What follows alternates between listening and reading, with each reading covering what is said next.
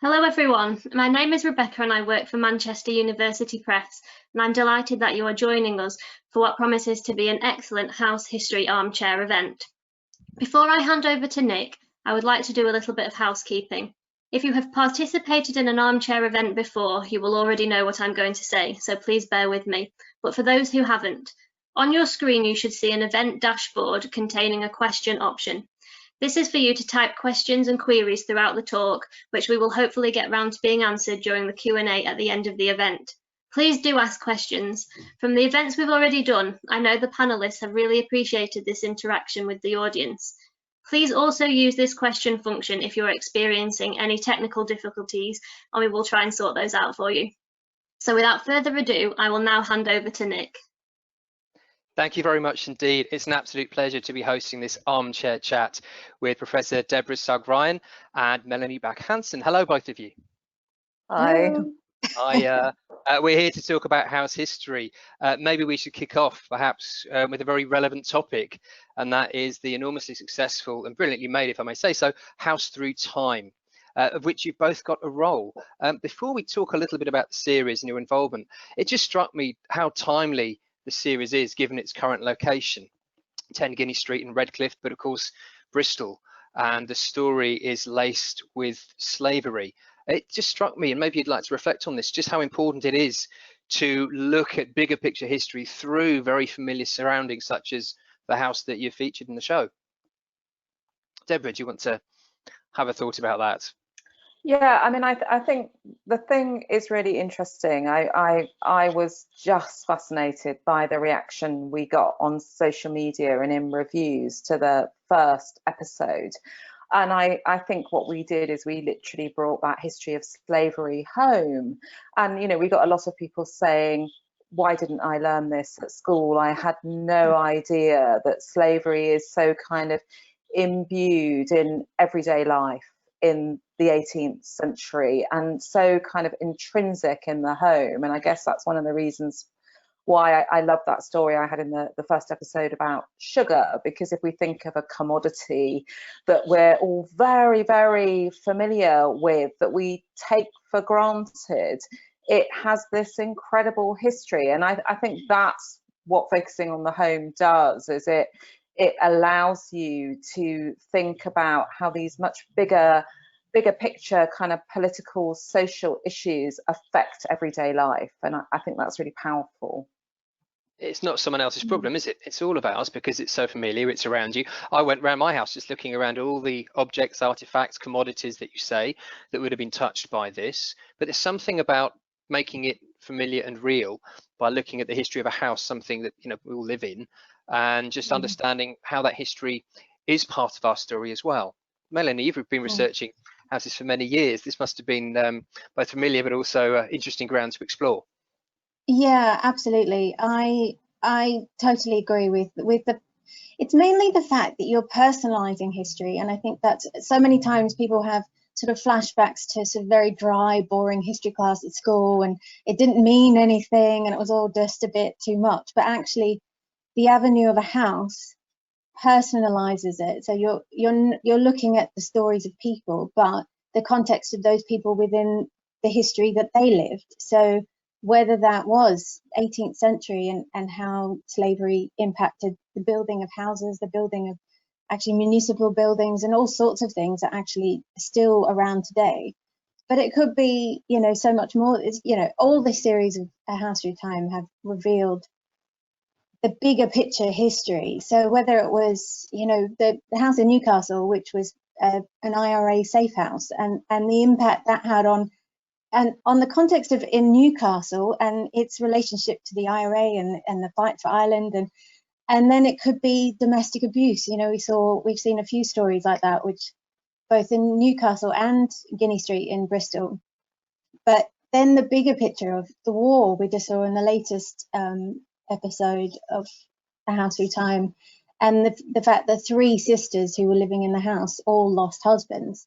And the impact of the letters coming through the post office, the letterbox, and those wives, you know, receiving that infamous telegram. And so the personal story of those women and then the massive impact of the First World War. And so, yeah, in every element, it personalizes it. So you become attached and you become involved rather than this distant, you know, lost in time kind of history where it was just kings and queens, and it's not personal to you. So yeah, 100% agree. You've both got very active roles in the show. Deborah, perhaps if I can just start with you. Tell us a little bit about how you got involved with the programme in the first place, and how you bring the interiors and some of the fabric of a house to life. Yeah, well, I got involved through Twitter. I spent far too much time on Twitter. So going back nearly 4 years ago, wonderful Naomi Benson, who is our development producer, found me on Twitter and said, "Oh, I'd love to have a chat with you. I'm developing some ideas around the history of the home. You know, you look like someone interesting to talk to." And she actually came and saw me at an academic conference that was about bad taste. Hilariously, all the women speakers all wore animal print. It was hysterically funny. We all turned up in leopard or zebra print, and so we started a conversation that went on for a while. And she bounced ideas off me for a while, and eventually, you know, she came with the idea for A House Through Time, and she obviously not just talking to me about it, talking to lots of people, and you know, as soon as she started talking about it, you could kind of think, yes, that is the one. And I think it just felt like a very fresh way of doing history. And I think we've had quite a lot of that kind of living history of people dressing up, and I think that has its place, but I think, you know, this feels like a fresh approach. So I've been involved with all 3 series, and I have a role as series consultant, but particularly around my expertise in the history of design. And so one of my jobs is to work out the kind of original layout of the house, how the rooms would have been used and how they change through time. So you know, one of the best things to do is to go and take a look. So just over a year ago, I went to see Guinea Street for the first time and stood there with our series producer and one of our directors, having just a good nose around, just trying to see what I could work out from the layout of the house, and have a look at things that had survived as well, because they can really be suggestive of stories. So one of the wonderful things about the story I had this week, thinking about the house in multiple occupation, was the fact that a fireplace had survived in what had originally been the grand upstairs drawing room, which I do believe was originally panelled. I mean, I do loads of stuff that we never makes it into the show, but it makes, you know, I'm trying to make sense of the building. And that definitely had a grander fireplace, was originally the first floor drawing room for entertaining, you know, the smartest visitors. It's where tea would have been taken, although I was in Dennis Sever's house when we did that sequence. And that when the current owners were renovating, they found there a much later Victorian fireplace with a little oven for cooking and a hearth for heating a kettle. And that immediately, through that surviving material culture, starts suggesting the house in multiple occupation. And at the time we were looking at, there were 15 people living in that house, which is extraordinary. It only has 6 rooms, and so that's part of my job. And one of the things we do is we look at a lot of other buildings, because we don't have the budget, you know, if only we had the budget to keep changing the house. And in fact, I was involved with that series, also set in Bristol 15 years ago, in the days when telly had bigger budgets, so they did change the house for every episode.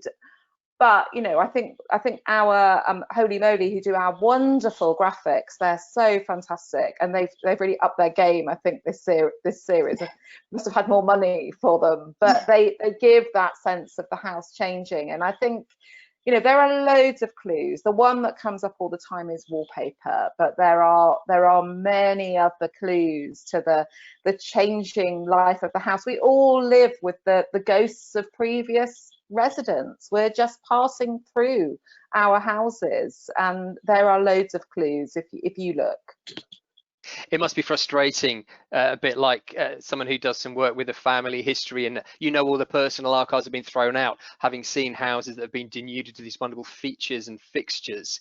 But maybe that's where some of the documentary evidence comes back to allow other records to recreate the environment. Melanie, that's very much your area, isn't it? I know we've known each other for 16 years or so and have swapped stories of research, but tell us a bit about your role in the programme. I'm very much in the background. Yeah, I was brought in as a research consultant for the programme, so very much the one tucked away in the archives, or squinting over text in an old deed.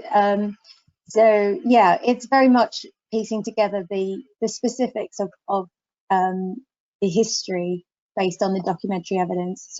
So yeah, my involvement with the programme tends to be some of the research challenges, actually. So there's a brilliant team of people who work on behind the scenes piecing together all the stories, but I was brought in as a consultant to advise on the sources to go to and how you actually piece together the story.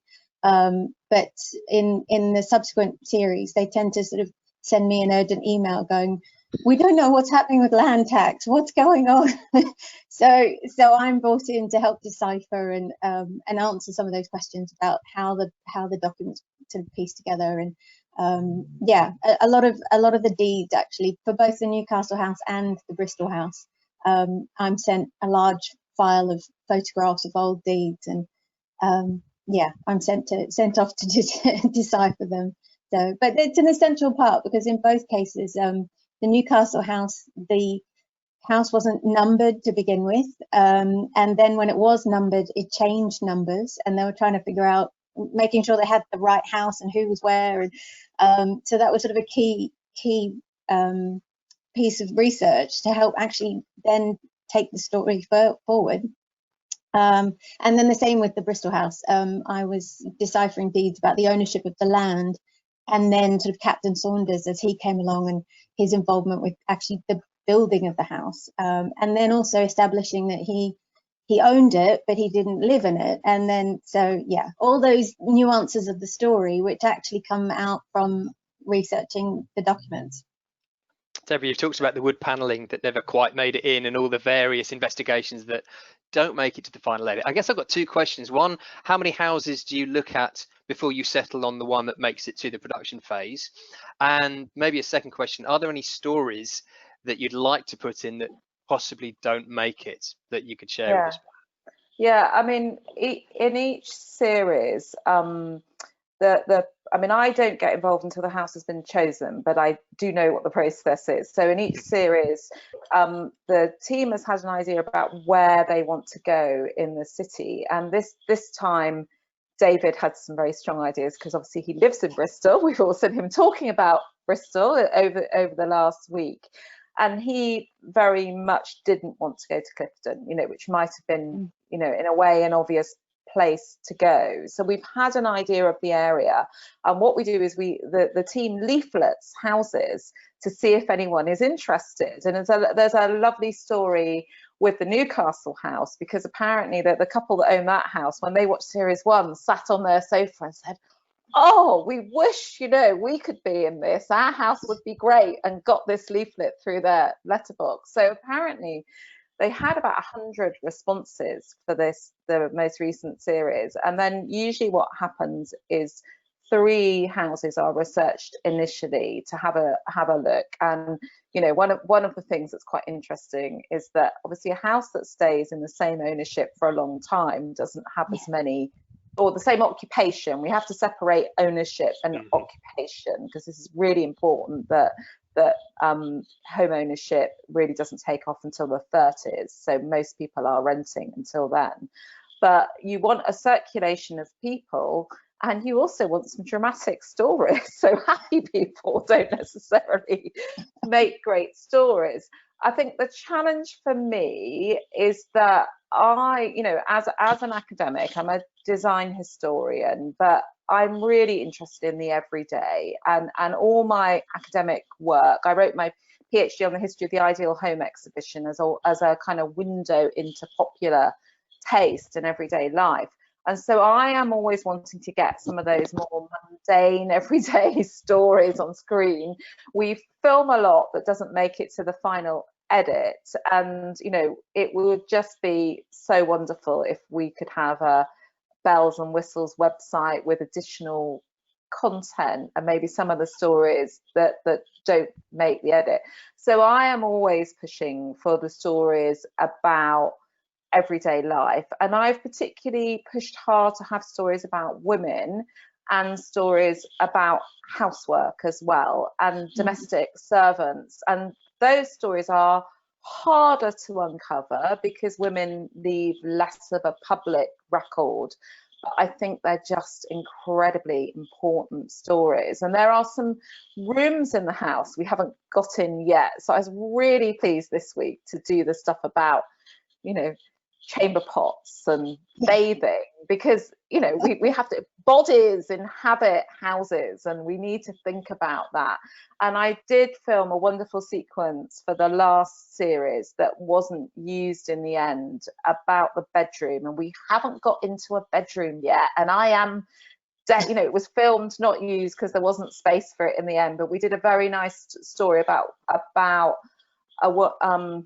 I can't remember her name now, but one of the women who occupied the house, about getting married and the wedding trousseau.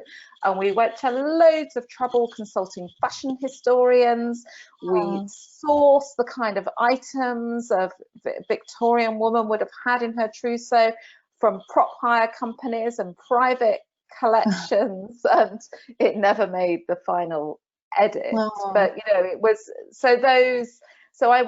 that's what I'm always pushing for, is those kind of everyday life stories about, you know, the nitty gritty of running a house. And you know, I like getting in there. You know, we did, one of my stories in series 2 was about vermin in the kitchen, and you know, thinking about who lived here, what was it like to inhabit the house, because I think, you know, how houses impose on us through their fabric some of the ways in which we live. They're not just passive, and so that's sort of part of what motivates me.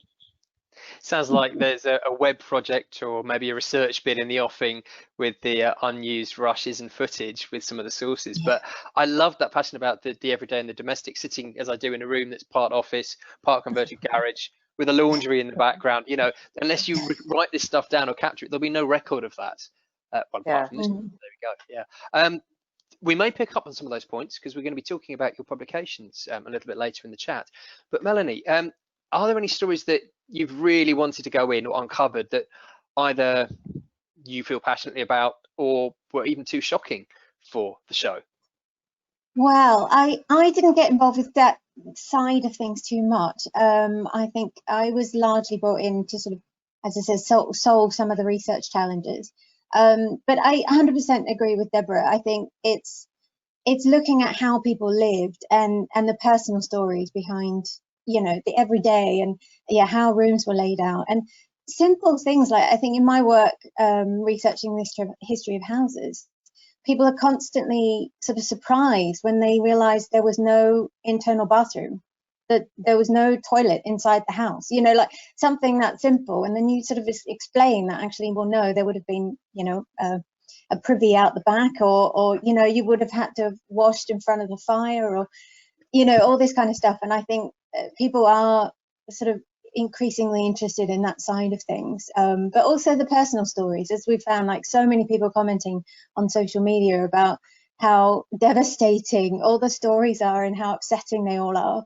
But because this is actually life for ordinary people 100, 200 years ago, and it is literally through the door of a house that you get to understand, and all those stories are revealed, whether it was how someone experienced war, or how they coped with washing day, or, you know, all that kind of stuff. And it's those personal stories which, you know, the team have done a great job in pulling out a lot of those stories. So yeah, it's good. This is a good time maybe to bring in the accompanying book, The House Through Time, which you've co-authored, and I see a copy of it just tucked over your shoulder there. By the way, that's it. Yeah. Let's promote it. But it's a really great way of combining those two elements, because there's a section, obviously, where do I start? And we might come back to this when we talk about how to do house history for people who want to start this themselves. But there's a range of different case studies. It's almost like a history of houses as much as a house through time. Do you want to talk us through some of the top tips to get people started? Where would you begin if you wanted to research your own house, for example? Yes, well, probably one of the best places to go at the moment is maps. When you research the history of houses, there are increasingly documents available online, but there are still quite a lot that you need to view in the archives, which is a bit of a challenge at the moment because archives and libraries are closed.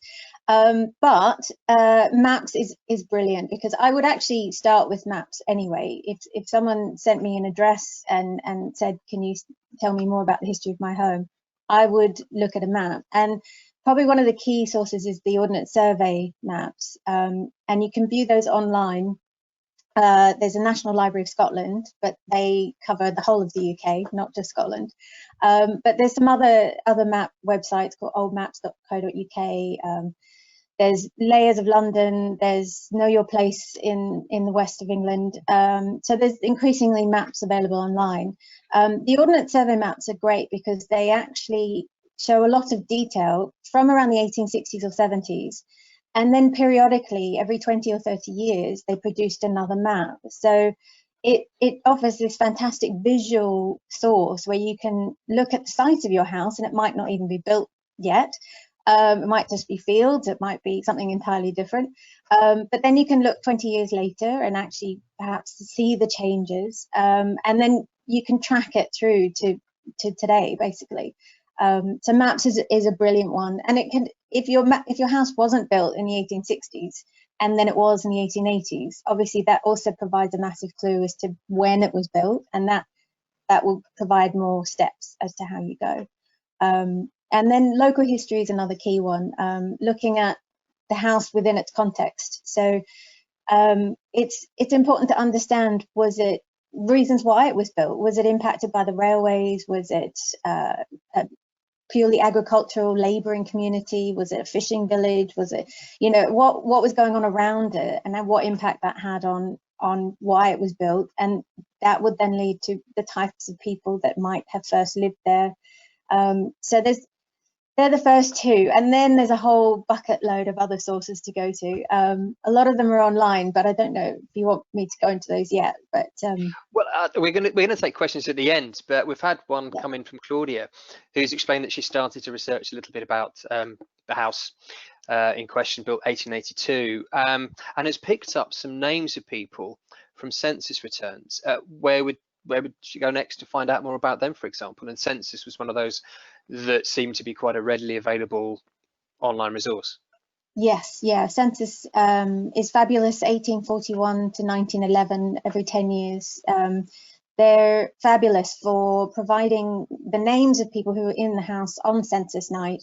But one of the key things I like about the census is that it's not just the head of the house. You've got everyone, whether it's the wife, the children, the servants, the lodgers, the visitors, everyone who was in that house on that night. And then it provides all the personal information, so their age, their occupation, their place of birth. So if someone has that, I would probably head to newspapers. That's probably one of the best things to find some, not only about the house itself, but the people who were occupying the house. So that might be an announcement of a marriage, or a birth. It could be an advertisement for the house. It could be an advertisement for a lady's maid. It could be, there's lots of different things you can find in newspapers, whether that was sort of a run-in with the law. I've several houses I've done where, there's some fantastic stories about.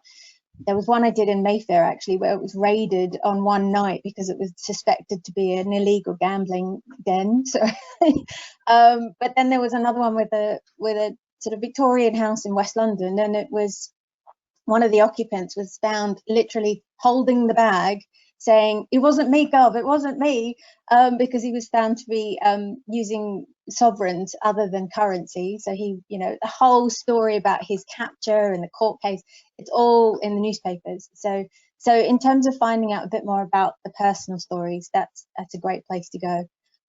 Also things like wills and probate, if people left a will.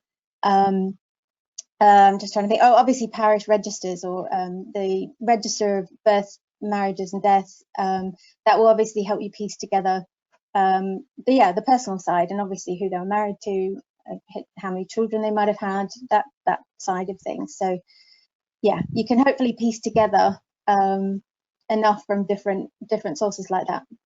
So you need to stray from house history to genealogy to local to social and back again. It's not just one field. There's a real 100%. Yeah.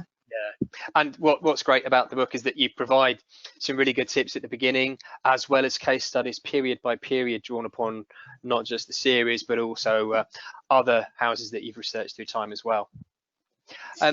Something that struck me, that we've been talking around the people and the fabric, the architecture, but there's something also about what that tells you about the sort of people who are looking to move into houses. And Deborah, I want to come back to you and your book, Ideal Homes, which I must admit is a fantastic read, because I'm learning an awful lot, but I'm using it for a case study that I'm looking at the moment. So there's some brilliant context.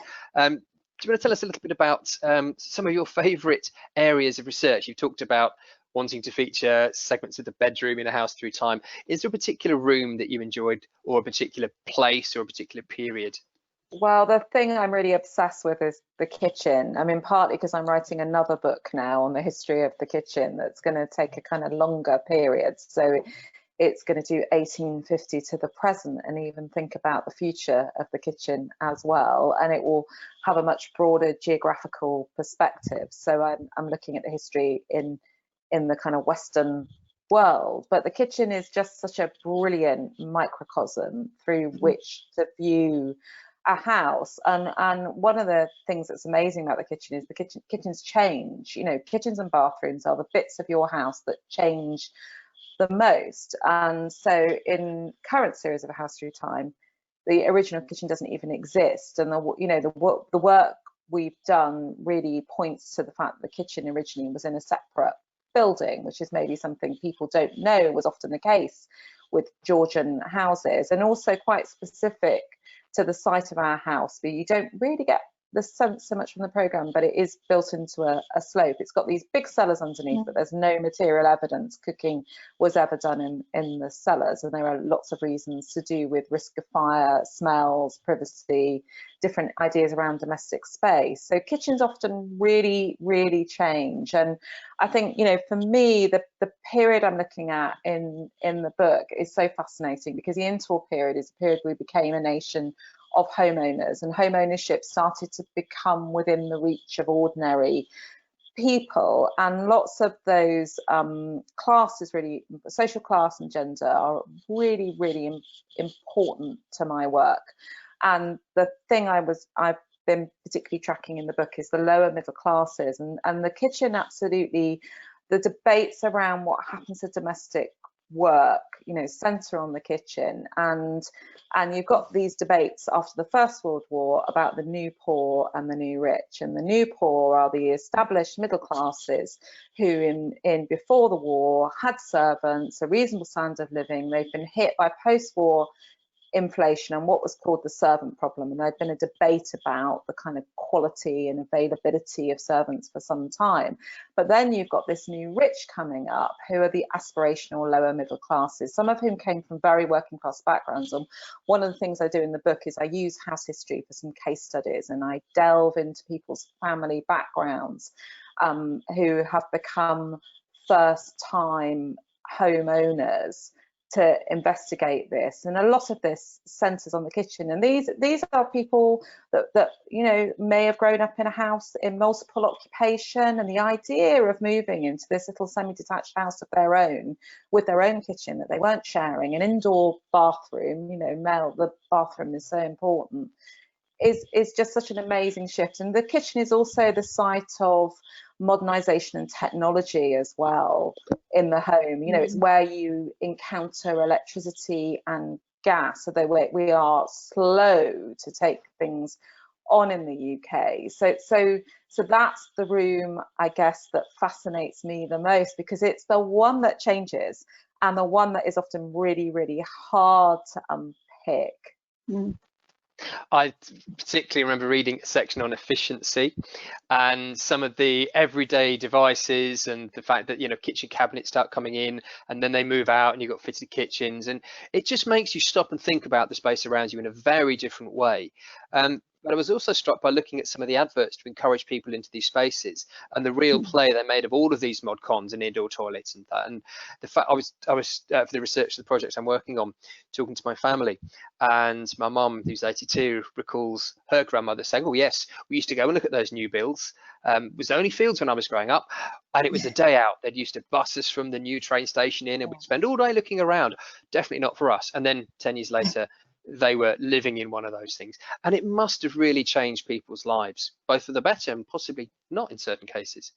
Well, I think people's aspirations are really important, and one of the things that I mean, in a way, that there is this other narrative in the book that is about design history. It's about the discipline of design history, my own discipline, and some of my frustrations with it, about that it's been a bit, in my opinion, too obsessed with the modern movement in design, and has overestimated the impact of some of the kind of government-sponsored initiatives and debates around good design. And I think there are also some issues around sources, and I think this is a really important one, that so much of what we understand about the history of the home, that when we're looking at the material evidence, what we're looking at is idealized representations in things like trade catalogues, and we're not looking at representations of how people really lived. And this was one of this, and sometimes I think this filters into the way in which historic houses and living history museums are staged. And I think loads of them do a really brilliant job. But, you know, when I'm filming on location, one of the things I often ask is for things to be removed if they can. And because we, you know, and there are really interesting kind of, I've got a curator background, I'm ex-V&A, and we know that one of the reasons that some things like domestic appliances have survived was because they were so precious and because they were so rare. They were sort of valued in some ways. But the other issue I wanted to sort of kick against this idea as well, that we all, you know, redecorate our homes every decade. We don't. You know, what happens is, you know, you get married, you buy your furniture. If you're lucky, you can have new, or you have to make do with stuff you're given or handed down. You're probably going to invest in something antique looking, kind of timeless. This really comes out in the research, so that it doesn't go out of fashion. And you're going to engage with fashion through your wallpaper and your other more ephemeral furnishings. You know, this is why you get layers of wallpaper. Wallpaper was cheap in lots of respects, and things like your fabrics. And I one of the things I had a big hunt for were photos of lived-in interiors, and I thought I would find them from the 30s, and I didn't find them. And I soon realized that flash is not really widespread then. And so, you know, if you're looking at exterior of the house and gardens, there are loads of photos. They're much harder to find into, you know, and what I wanted was messy lived-in room. Yeah. But there were some good sources in archives, and I contribute quite a lot to the picture research for Our House Through Time, because I'm very familiar with a lot of the photo collections, and there are some fantastic photos that I've found of people living in multiple occupied older houses, you know, kind of tenement houses. So you'll have a high mantle with a range underneath, a mantle cloth.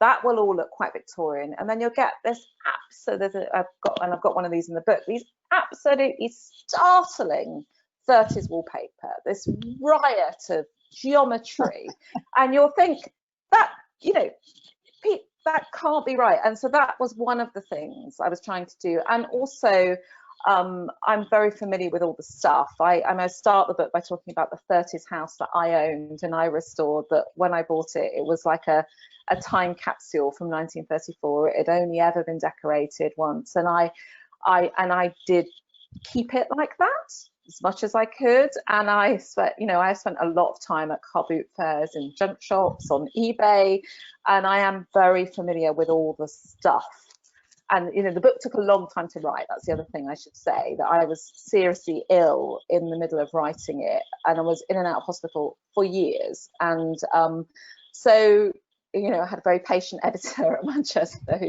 who and in the end she said, well, it's a better book than it would have been. And I think it's partly just my intense familiarity with all the stuff. So I ended up kind of knowing what I was looking at and being able to kind of kick back at some of the idealized representations of the home. And I chose the title really intentionally because I wanted to explore the ideal and the real. It is fantastic. Again, let me just pop that on screen. Ideal homes.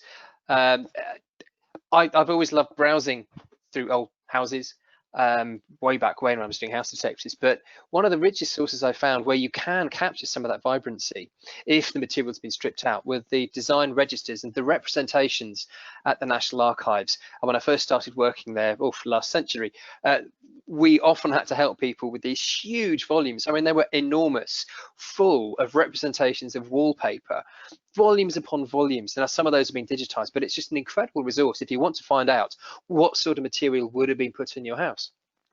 Yeah, I mean, I think they're brilliant.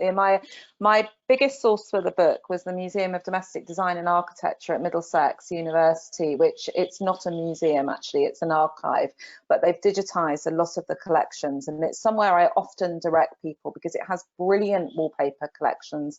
And what it's very good at doing is documenting this kind of aspirational lower middle sort of audience. They've got loads of estate agents brochures and builders brochures, and one of the sources in the book, which is just one of the best things, is a house purchase file that someone found in a skip and donated to Moda. And it's just the dream because it's the correspondence documenting the purchase of a new house. And just like you can do now, the purchaser chose their fixtures and fittings from the builder, and it's just brilliant because you get this sense of, and they're just letters, but you get this sense of desire to be modern. And it's I would like an electric point for my electric razor in the bathroom. So you'll get a letter, and then you'll get the reply with the quote, and then you'll get annotated on the letter in pencil, phoned not required. So it's this sort of it's this sort of consumer dreams to be modern, and it all comes to a head because they get an allowance for putting in some fireplaces, which they vastly exceed because they want better fireplaces, and what they really want is this inset gas fire, very fancy, inset in the wall, and they want it to look like it looks in the brochure. And this is so good. They want it to look like this, and to have the skirting board running uninterrupted underneath. And when it's installed, they've run the pipes. It's a gas fire. They've run the pipes above the hearth, and it doesn't look like it looks in the brochure. And it's just a brilliant. I mean, it's very Pooterish. Anyone who's a fan of Diary of a Nobody, but it's just this kind of desire to be modern and have this ideal home, and then it's dashed. And I think those stories are hard to get at, but they're so resonant because our homes are they're about our desires and our fantasies and our aspirations, but we can't always have them. So we often have to make compromises. I don't feel so bad about my space now. We're running a little bit out of time. I want to leave some time for people to ask some questions, but just as a sort of a final thought, Melanie, is there a particular house that you've researched that you really want to talk about, or has provided you with one of those eureka moments that you'd like to share with us? Yes, probably the best one I've done. A couple of years ago, it's a house in the Cotswolds. It's one of the tiny villages in the Cotswolds. Today it's in Gloucestershire, although previously it was in Worcestershire, so that created some challenges with finding the right documents. But the best thing was, essentially I managed to find the elusive deed that told the story going back to 1586. So that was literally it was Birmingham Archives actually. So another, you know, trying to find the right documents in the right places. But I was literally in Birmingham just like, oh, like, just so not only did I find that, and it revealed also who the occupant was. So I was able to match that with the local manorial records that gave details about that family. So because quite often in that sort of early period, it's quite tricky to know exactly who was living there. But so that was brilliant. But also I found out that the owner, the bishops of Worcester were the owners. They ended up granting it to Queen Elizabeth I. So you then had the Queen. So that was another like, yes, you know. But then she gave it to her doctor of the time, who was a man called Dr. Lopez. And not to get too complicated with Elizabethan court drama, he ended up being accused of trying to poison the Queen. He was later executed, and so this is, and it's all documented, like the ownership through Lopez is all in the records. But then, so not only that, but it was such a scandal at the time that he was used supposedly as the inspiration for Shylock in Shakespeare's Merchant of Venice. So at this point, the owners are just in raptures, because I'm able to tell them that not only did Queen Elizabeth own their house, but actually it was a link to inspiration for Shylock. Then 200 years later, there was a man called John Wheatcroft who was the owner. He ended up moving from the area, became a very successful merchant, and he moved to France. He moved to Le Havre in the 1780s. And he became a very successful merchant. And then, of course, that led to the 1790s, and obviously time of the French Revolution. So it's all kicking off in Paris, but because Le Havre was such a sort of thriving trade port, that actually they were seemingly able to sort of carry on as normal, even though obviously all hell was breaking loose in Paris. But then John Wheatcroft, he became quite friendly with Thomas Jefferson, the future president of the United States, or what became the United States. And so so much so that I found letters between them after Thomas Jefferson had relocated back to America. He was leaving Paris, going back to America. So there's these letters between the two of them. But then later on, John Wheatcroft, he rented a room to Mary Wollstonecraft. And it was at the time that she was writing her epistle on the French Revolution, and also when she was giving birth to her first daughter, Fanny Imlay, and John Wheatcroft was a witness to the birth, and his signature is on the birth. so this is it. I mean, it's a beautiful house in the middle of the Cotswolds, but you couldn't even make it, like, there's no possible you can make up all these historic connections. So it was, yeah, that was definitely my gold. Yeah. Maybe we should have talked about it and used another series of A House Through Time, but I know there's and I haven't even told you half of it. There's still more, so there we go. So it could be a series. Deborah, how about yourself? Is there a particular property or item that you've researched? Well, I'm kind of starting some new research at the moment, or it's some ongoing research I've been doing for a long time about, because I have a completely other strand of research about historical pageants. So this movement that emerged in the beginning of the 20th century, where people put on these huge community outdoor plays and told the history of places. And the pageant masters were huge characters. So I did a great deal of work on one of them called Frank Lascelles, who had the most incredible house in the Cotswolds, that he left a series of photographs of the house. He was a great kind of self-publicist, and there's a series of glass negatives in the Oxfordshire archives which are extraordinary. So Pevsner described the house as a nightmarish amalgam of disparate parts.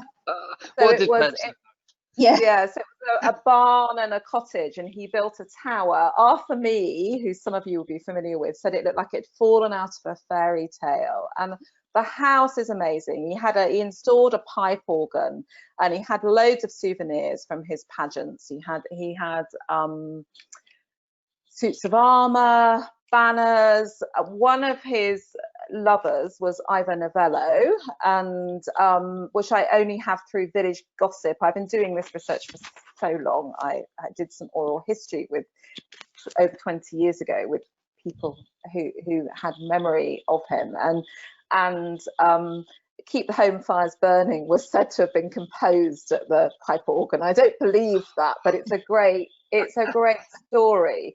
But the house is this kind of theatrical space, and he had an all-male staff, and he would get them putting on these impromptu Shakespeare performances, and there are things of those. So I visited the house, and at the time it was owned by someone I would describe as who made a lot of money. I won't say much more than that, but didn't really know much about the history of the house, and showed me around. And I went into the room, one of the rooms, and there was stained glass version of Holman Hunt's The Light of the World in life-size figure. And Lascelles went to Keble College, so, and there's a version, you know, there are many versions of The Light of the World. So it's in his alma mater, but there it is in what was his study. Clearly that's him, you know, him as pageant master, because a lot of his pageants had imperial themes. Some of them had casts of 15,000. You know, he restaged the Battle of Montcalm with First Nations people in it, really incredible. And so it's this incredible kind of blend of you know, life and work. And I'm starting more work now on one of the other pageant masters, Gwen Lally, and I am just starting to delve into house history.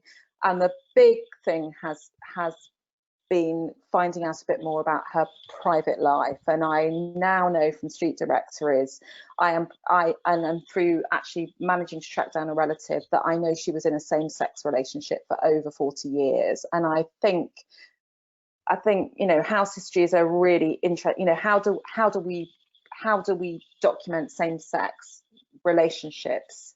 You know, I think this is something really interesting, and I've been doing a bit of work with Historic England on her. And what I'd like is to see if I can find a property that associated enough with her to put a blue plaque on. I'm still not sure which one that would be, because she moved around a fair bit. But I think that sort of performative notion of home, you know, for these characters is really interesting. So quite different to what I normally do, which is about suburban, ordinary, everyday. Sounds fantastic.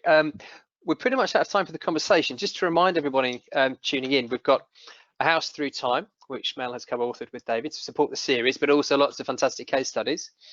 And Deborah's book, Ideal Homes, which looks at the interwar house, but also a lot more as well about what goes into it. And as you've been saying, it's as much about the fabric and the design and the aspiration.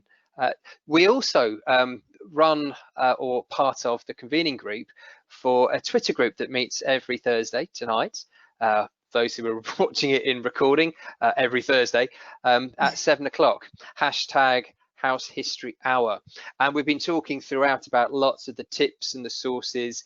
So there's a group of us who share our research experience, case studies. We're looking for more people to join us. We've got about 600 or so followers now, so it's quite a popular session. So please feel free to join us if you're tuning in, and we'll share our tips and knowledge with you later on. Now, I'm just going to pause there to see if we've got any questions that are appearing. Let me just go and have a look and see what we have. I might need some help from our organisers here, because I haven't actually got any in my box. So we had one earlier about researching people and census returns, and I think we've partly covered that. We've looked at how we get started. Still waiting for some questions to appear. Do send in questions. If you haven't been sending in questions, please do so. There's 90 or so people out there. I'm sure we've sparked some interest, because you're all still with us, just not getting any through. Yeah. Well, we could talk about other sources while we're waiting. Yeah, that would be good. Now here we are. Here we go. We've got one now. So we've got a question around how you got into researching houses, their inhabitants and their objects. Was this the line of work you wanted to pursue, or did you stumble into it following an interest in history in general? Who'd like to go with that one? Well, I could quickly answer that. I studied history at university, so I've always had a love of history. But when I graduated, excuse me, there was nothing. Well, for a start, I went to university in Australia, so the study of old houses really wasn't an option given the short life of Australia. But after living in England for several years, I ended up working for an estate agent, not as an estate agent, but purely hired to research the history of the homes that they were selling. So it was quite a unique way into it. So yes, I stumbled definitely, or fell into house histories, but obviously always had a love of it, and certainly I was always one of those people looking up at houses and wondering about what they were like when they were first built. And if you're on the sort of top deck of a London bus and you're going along and you're looking at the top stories of houses and you're wondering what was that before and who lived there, and I was always doing that. So it was quite a nice fall into a passion. So yeah, it's been now almost 15 years of researching the history of houses. So I've been freelance for 8 years now, so researching everything from sort of 1930s, 1950s houses through to 16th century timber framed. So yeah, so that's how I got into it. We've got a series of questions in which we can have a go at answering now, but maybe something we can pick up on Twitter later. It's about how you research a house with a name but no number that's very common, but also one around how you spot house numbering that might have changed, particularly in the Victorian period. And linked to that, there's also one around how you pick houses up on the census. So there's something there around how do you identify the right house? Deborah, do you want to have a first pop at that?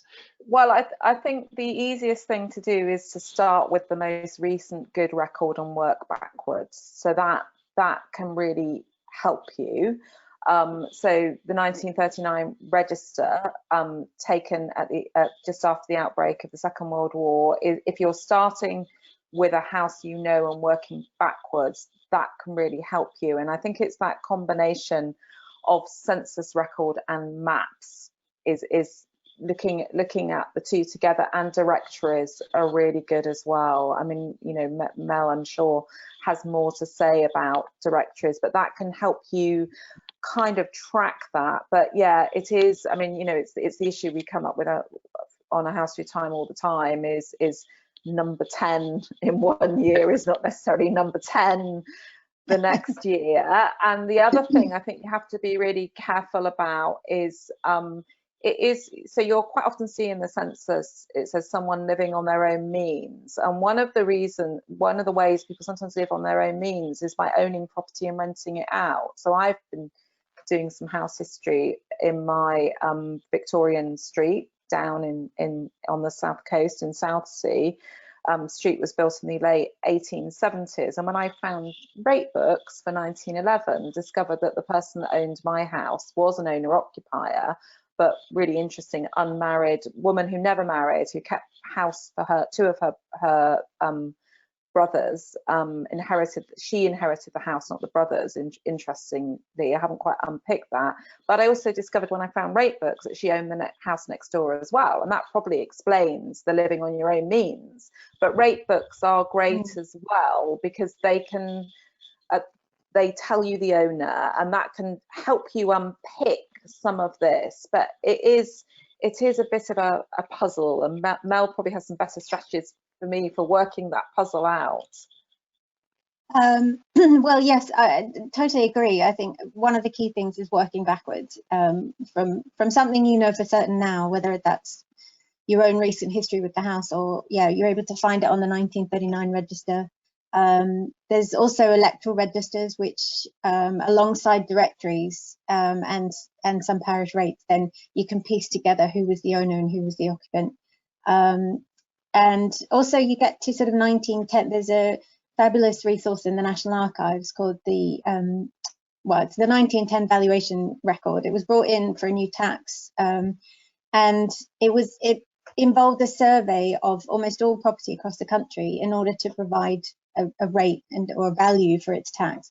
There is another key thing with this is that it's a map with an accompanying field book or book which gives the details of the property. So it's great because you're able to definitely establish that that's my house and there it is on the map, and it's given a number, and then that number corresponds with a book which gives you all sorts of information: the owner, the occupant. It can tell you if it's freehold or leasehold.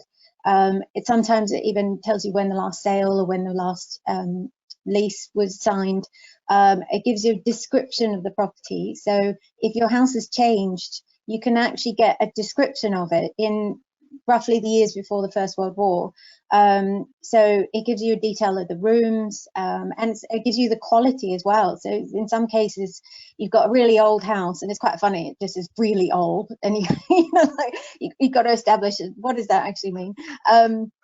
But it's a really fabulous tool. And if you match that with the 1911 census, then you've got this amazing capture of the details of the house at that time, at the turn of the century.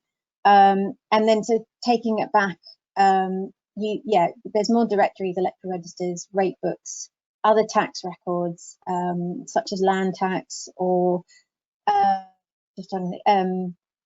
the different types of rates. So you get the poor rate, and then other rates like church rate and sewerage rates. In terms of the census, it is one of the challenges. A lot of the online subscription sites, for a while, you could only search them by a person's name.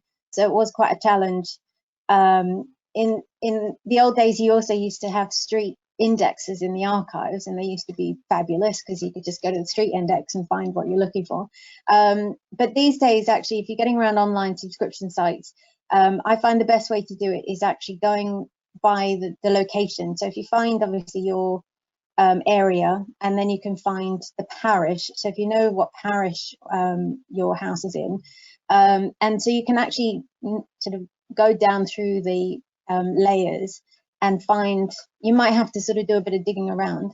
Sometimes the first page of an area actually has a description of what was covered. So it will give you the streets that were covered in that particular record. So hopefully you don't need to go through every single page to try and find your street. But it is a bit of a detective job sometimes, particularly some rural locations where an entire village is just recorded under the name of the village. So if you're trying to identify your individual house, the street the house might not even be identified on the census. So there can be some challenges, but it just takes a bit of piecing together and detective work. Yeah. The other thing I would just say is always look at the original image. Don't just look at the transcription. Oh, yes, because there are often mistakes in the transcription.